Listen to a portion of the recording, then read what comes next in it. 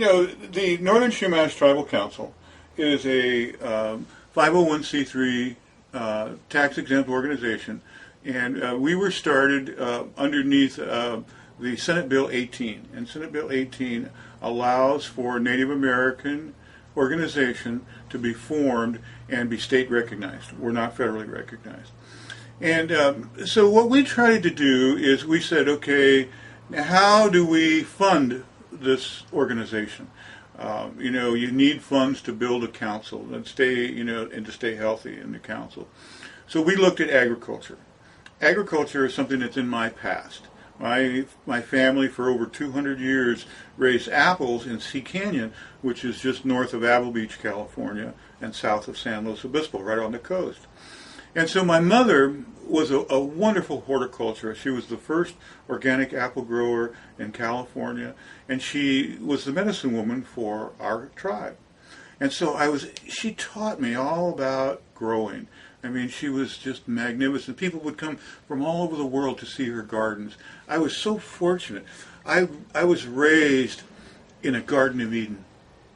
I mean, there was apples and fruit and berries and just everything. And then we went to town maybe, once every 2 months. We had no electricity. My job was to, every evening when I came home from school, I cleaned the kerosene lamps, the chimneys on the kerosene lamps. So we had no electricity. And so we didn't have any TV or anything like that. So I grew up, reading a lot. Reading was our main entertainment. My father was a great reader, and so we always had books. And my mom didn't read much, but she grew things. And then when she wasn't growing things, she was canning. We had a wonderful pantry. I didn't know what it was like to have anything else except in a jar of peaches and applesauce and, squash. And she would trade with the local fishermen from Apple Beach. So growing up, I didn't know anything for me, tuna was big chunks of white meat in a jar, and it was kind of funny how it was a story. I started playing baseball when I went into San Luis Obispo after I graduated from 6th grade. We went into 7th grade. You traveled into San Luis. And so I started playing baseball, and I spent an evening with one of my friends, and we went to his house, and his mom goes, "Would you like to have a tuna sandwich?" And I go, yeah, I love a tuna sandwich. So she gets this can and opens this can up and dumps it out. And I looked at it and I didn't recognize it. It didn't look like the tuna that my mom. It was kind of a shock to me because it was all mushed up. And it didn't look like tuna. It didn't smell like tuna. I ate it anyway because I didn't say anything. But I went home and I told my mom, I go, "What is that stuff that they call tuna in the can?" And she explained it to me. She goes, "That's just." It's not what we make. I mean, we make the real thing, and that's kind of little pieces of the albacore. So anyway, that's the kind of life that I was raised in a horticultural environment. We raised all of our own food. My grandmother would send me to the ocean. She was a full-blooded Native American, and we'd get abalone, and we'd bring big stacks of abalone back from the coast. And then she would make this wonderful chili verde. She made her own tomato sauce from our gardens, and she canned it all. And so the pantry was as big as this trailer or bigger, and she had everything in there. And so she'd make this wonderful chili Colorado from the abalone, and it was so good. So that's my background. My background is in agriculture. I've always been, into horticulture, and I haven't had the opportunity to really take that to a commercial level. So what I did is I convinced our tribal council that rather than waiting to become federally recognized, which takes approximately $10 million and about 20 years waiting on a waiting list with the United States government, the federal government, I said, let's go with agriculture. Agriculture, in 10 years, if we wait, we can already be producing hundreds of thousands of dollars commercially through agriculture. And so I was able to convince them, so we started this little journey, we call it now the pre-pilot program. It was everything that we did before we've gotten to this pilot program, which we're involved in now. And I was experimenting. I was just learning about all kinds of new technologies. When you go on the internet, you look up and you see all the different types of vertical farming, new types of farming that are happening. The Eden Project in in England. Michael Pollan, he's just a wonderful person in taking Mother Earth, which we, are a part of, and he talks about all of these different new systems, from looking at the animals and the bugs and then duplicating systems that work from Mother Earth. And so I studied all of this stuff, and I started getting into vertical farming. And when we got into vertical farming, Larry Cohen, who is the executive director of the Lighthouse Foundation at Ava, and also he was the executive director for the Sea Life Center at Ava, where we did a wonderful mosaic down there, an 80,000 piece mosaic. And when we were done with that project, Larry's retired, and what he does is he helps nonprofits all over the world. This is what he does. He helps them with their web pages. He's just a great guy. He came to me and he said, "Fred, I want to help you. How can I help you?" And he said, "What do you want? What do you want?" And I said, "Well, we want our land back." He goes, "Wow." He goes, "Do you have a plan to get your land back?" I said, "Yeah, we want to buy it."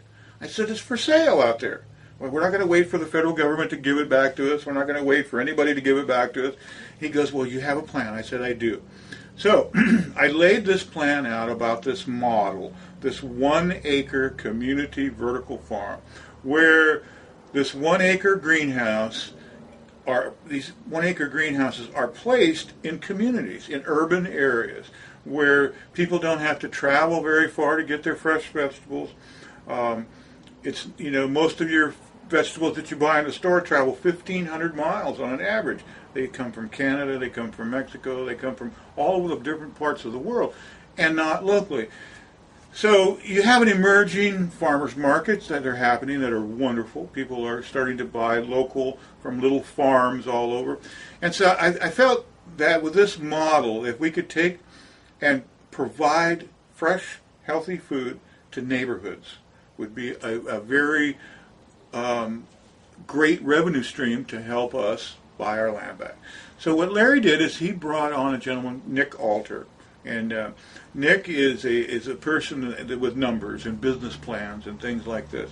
Very, very good. So they looked at my idea and they took it and they tore it apart piece by piece, and they went through the whole plan and they put it all back together, and they came back to me and they said, "Fred, you've undersold your potential." And it was it's a great feeling when you can undersell your project rather than oversell it, and you have to start rearranging things. So that's the potential that we have here. This 1 acre greenhouse model will have a deli, we'll have a flower shop, we'll have a Native American theme gift shop emporium, and we'll also have the fresh vegetables. And in some parts of the greenhouse, we can even have open to the public where they can pick their own fresh vegetables, or strawberries, or things like that. So it's a community-based, and then the next layer of that is education. Being able to give seminars, bring people from all over the world, talk about permaculture, talk about these new systems that we're developing. I'm an inventor, and I've been able to invent some new vertical growing systems. So the model that we're shooting for is this 1 acre model. And we believe that once we hit this 1 acre model and can build our first one, that we can produce approximately $5,000 a day. And so when you produce $5,000 a day, you create a revenue stream which you can go out and start buying more property. So we're going to be looking at buying property to start with near residential areas. So we would love to buy this lease land that we're on here because it's perfect. We have 15,000 wonderful people in Los Osos, and they already support us. They buy everything we can grow every day, and we're expanding, of course. But this, if we were to buy this land, we would build our first 1 acre greenhouse here. And then we want to build one in San Luis. We want to build one in Templeton. We want to build one in Arroyo Grande. And we want to build them in Santa Barbara. We're going to put several in Santa Barbara, from Gaviota all the way down to Montecito, Carpinteria, and then even go further into Ventura, LA, San Diego, and then go north. So this is the beginning of something that's very commercial. I mean, we're very serious about taking this project to a very high level commercial enterprise. Not just, one or two. We're talking about several hundred. But in that process of reaching our goals, there's a need worldwide for this technology. We just had a gentleman that came from Hawaii. He's going to school in Santa Barbara, and his name is Ayumi, and he's a young man, and he comes to our events in Santa Barbara, and that's how we gotten to know him. And he was very excited when he heard about our vertical growing operation. And he came up here about 3 weeks ago into the video, and he was going to take it home to show his people in Japan what we have here. He's so excited because in about 1/3 of the country now, they could never grow in the ground for the next who knows how long. He sees these vertical systems as being able to grow fresh vegetables, not in the ground. They're hanging systems. They're straight up away from the ground. So, just taking that example alone, here's a country that's been hit with a huge disaster, and they don't know how they're going to grow vegetables where they've grown them for thousands of years. Our systems will be able to help them. In their greenhouses, again, they can start growing vegetables. Mm-hmm. So, not only is it beneficial to the indigenous people, the Chumash people, we're going to put people to work. We're going to utilize our resources. All of these systems utilize about 1/10 of the amount of water to grow a head of lettuce that you normally grow in horizontal land growing. So we cut back on all of the resources. We use them more efficiently. All of this greenhouse, the first acre greenhouse will be solar-based and wind-based. So it'll be completely off the grid. There will be no energy input. So each one of these systems will be solar run or wind or biofuel, because there's a lot of different types of plant materials that are waste. But if you use them in your bio process, you can create methane, and you can heat and run generators, and so you have a complete closed loop system. And that's the key to Mother Earth. Learning from Mother Earth, she has no waste. Everything goes to another system. Everything goes in a circle from one to the other. If we were to grow, and this is what we want to do, we want to start our own worm farm here. When we start getting a little bit more organized, it's another phase of this project. So all of the waste will go into the worms. The worms will eat the waste. And then we're also going to start up aquaculture. So we can grow trout, we can grow catfish, we can grow all kinds of freshwater fish. And so the worms can be fed to the trout. The trout can be fed at the deli, fresh trout with all these fresh vegetables. So it's a complete closed loop system. So what we're into now is we're into the pilot program. And the Lighthouse Foundation of Apple Beach has given us 2 grants. And so we're now growing, and we're now expanding our greenhouse operation so that we can achieve our first goal. And our first goal is $300 a day. And we feel that by the end of the year, we'll be able to reach that goal.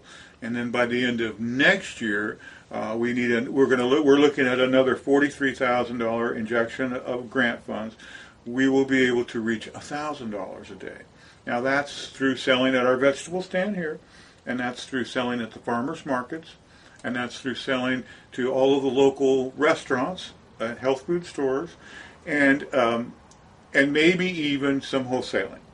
But we really would like to utilize the restaurants, utilize the farmers markets as our main focus to start with.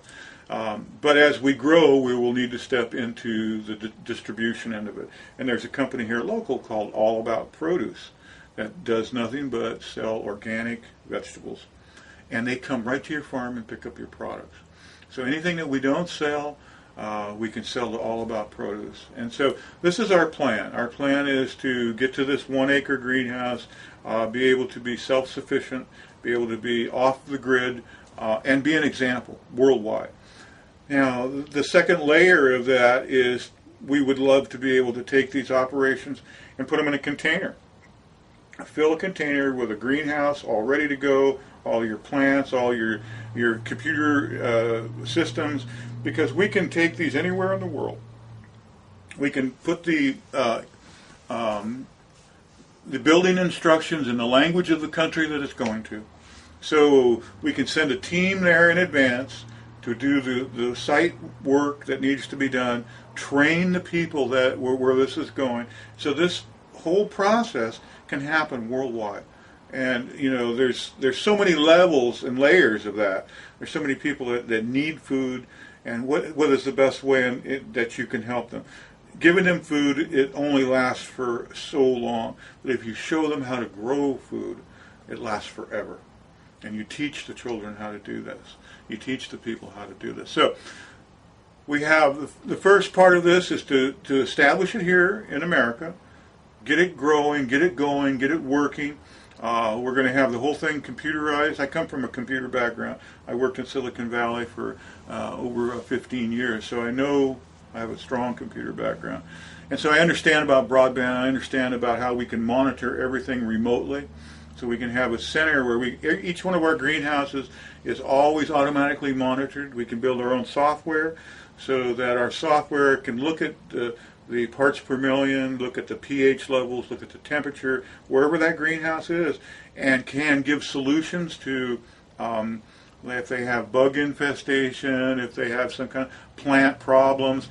So we can provide to anywhere in the world solutions for these greenhouses to operate either remotely or training the people how to do this on site, but always staying in touch with them and helping them and giving them the new ideas that we come up with from our systems.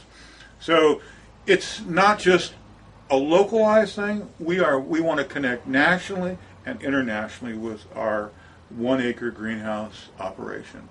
So that's kind of in a nutshell what we want to do with this. We're looking for grant funding. It's very important that we get to this next stage. Currently, we're looking for matching funds for the first $15,000 that we've gotten. That'll get us to this $300 a day and into the next level, which is $1,000 a day by next year. So our plan is a 3-year plan to build our first 1 acre greenhouse, and that's basically the whole commercial agricultural part of the Northern Chumash Tribal Council, reaching self-sustainability. And the stream of revenue will be first proving that the system works. Exactly. You prepare this prototype, because that's what I exactly. can figure to name this system. It is. A prototype. Mm-hmm. You kind of monitor it. Absolutely. and improved it. Absolutely. And once you nail down all the system Mm-hmm. to the precision where you said we can package these as a system. Right. So the second stage, if I understand correctly, Right. and please correct me if I'm wrong. No. The second stage of this plan is to generate revenue from the ready-made turnkey Exactly. 1 acre farm. Exactly. I mean, and see, nobody else is doing that worldwide that I know of. I mean, you can buy greenhouses and you can buy systems. There are a lot of vertical systems out there, but no one has done the packaging where you can put the seeds, glue the seeds into these pads. So all the people have to do is roll these pads out in their trays, turn the water on, and the seeds will grow. So, I mean, everything can be absolutely 100% automated for them. It's absolutely a 100% turnkey operation.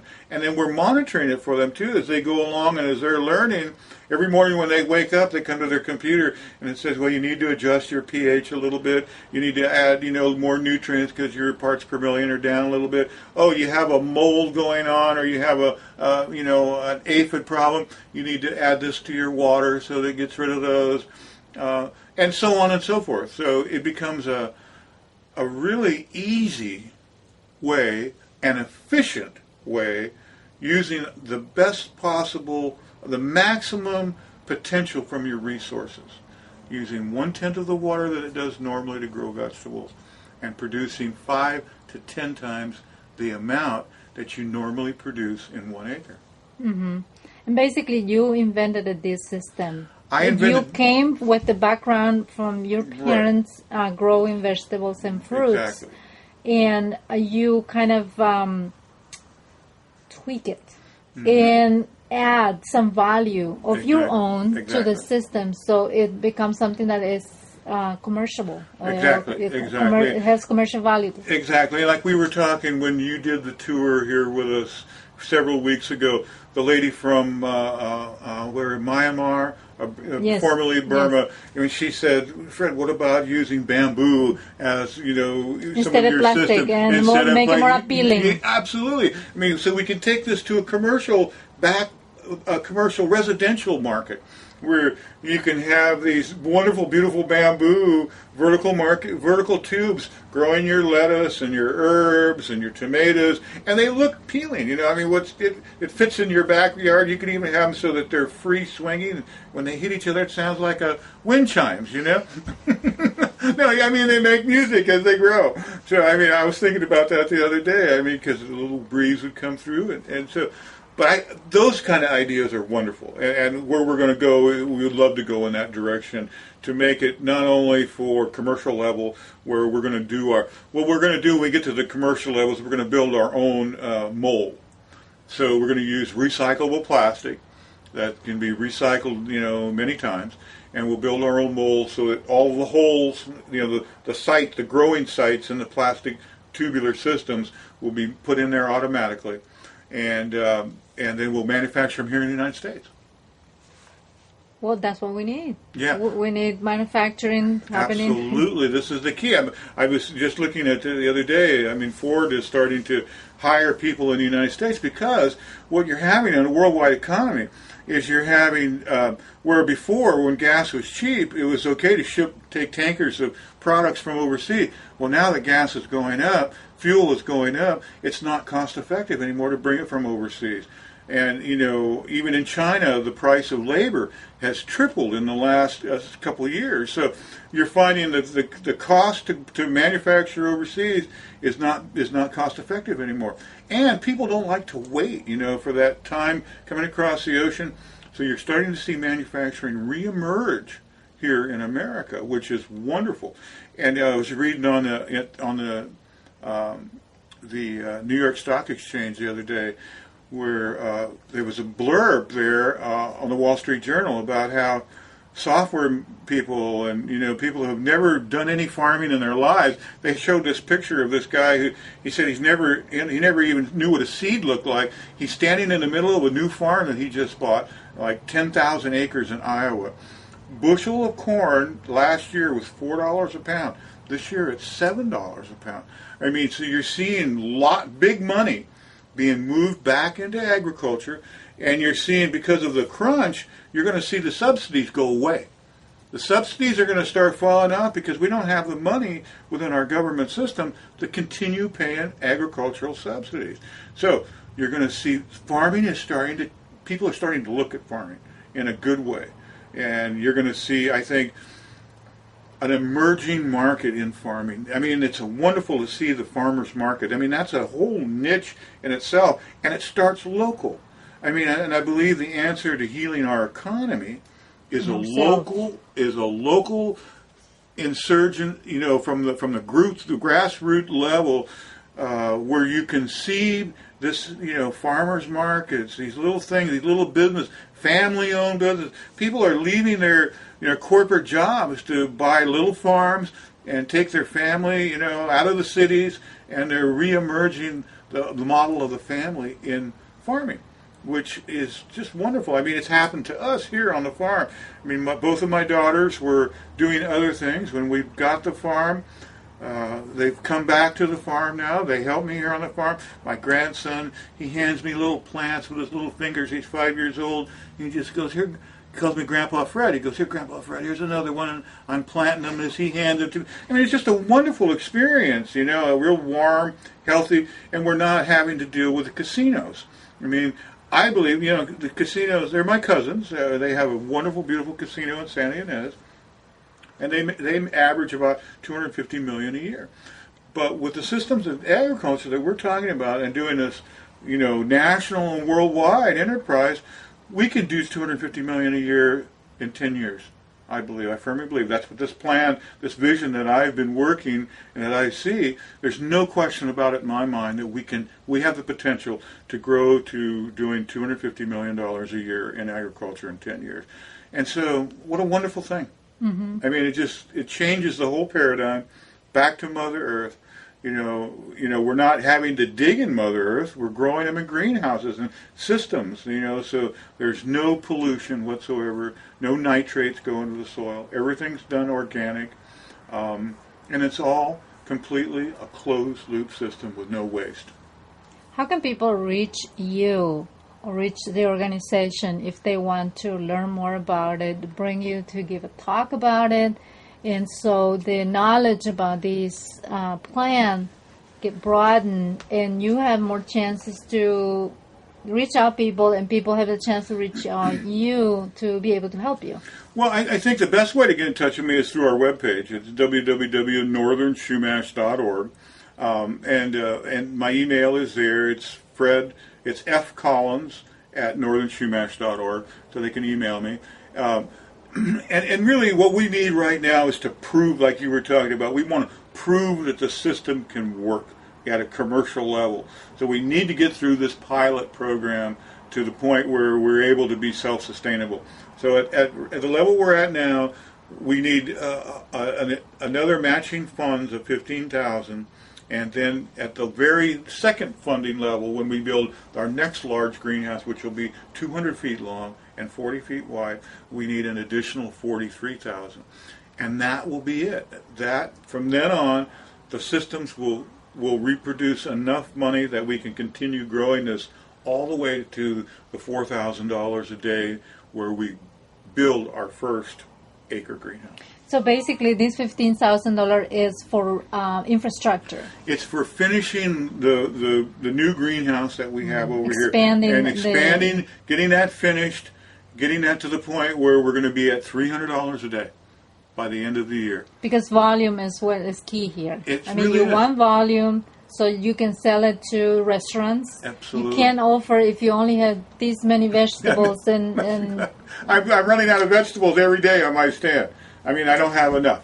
Right now we just don't have. We're not growing. We don't have enough vegetables. So you don't have enough vegetables because you don't have infrastructure, and you don't have the infrastructure in place because you need the funds. Right. Well, we're moving forward. We're not going to stop. We take every extra penny that we get and we put it into this because we know this is where our future is. And so, even though we need the funding from grant funding, we're going to keep every little penny that we make. We do consulting as the Northern Chumash Tribal Council. We consult on land use issues here in the county. We help, we preserve our ancestors, protect our ancestors, but we work with the development community. Mm-hmm. So the development community pays us a consulting fee. And so all of those funds, whatever, that we can squeeze out of there goes into our greenhouse operation. So, we're not going to be waiting around for grant funding. We're going to keep growing this thing, and it may take us a little bit longer. But I believe that, once people really start seeing what we're doing, that we're going to get this overwhelming. Already we're getting overwhelming enthusiasm. And then I think the next level is that we'll start seeing grant funding come to us. Shall we walk to the site and see? Let's do that. Firsthand.